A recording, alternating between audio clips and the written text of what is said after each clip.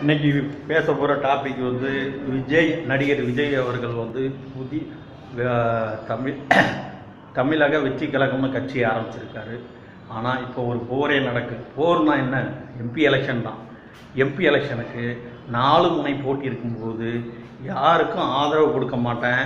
அதே நேரத்தில் 2026 நான் வந்து சிஎம் ஆக போகிறேன் அப்படின்னு கனவு காண்கிறதுனால இவர் வந்து பிஜேபியோட பி டீமா அல்லது ஆப்ஷன் ஏ பிஜேபியின் பி டீம், ஆப்ஷன் பி இவர் அரசியல் பற்றி புரிதல் இல்லாத ஒரு ஞான சூனியம் இல்லாட்டா தற்கூரின்னு அரசியல் தற்கூரின்னு சொல்லலாம்.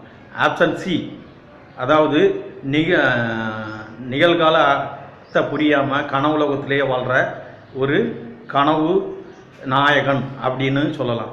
3 ஆப்ஷன். இந்த 3ல் எந்த ஆப்ஷன்னு நீங்கள் இந்த வீடியோ பார்க்குற நீங்கள் எனக்கு கமெண்ட் பண்ணுங்கள். அதாவது விஜயோட அரசியல் வருகை, இந்த எம்பி எலெக்ஷனுக்கு யாரும் ஆதரவு கொடுக்காமல் இருக்கிறதுனால சாய்பாபா கோயில் வேற கட்டியிருக்காரு.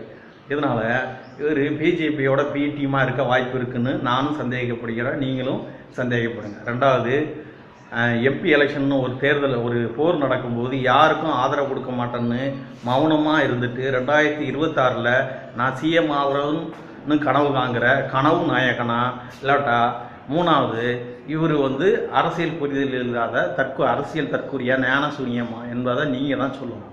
சரியா? நன்றி, வணக்கம்.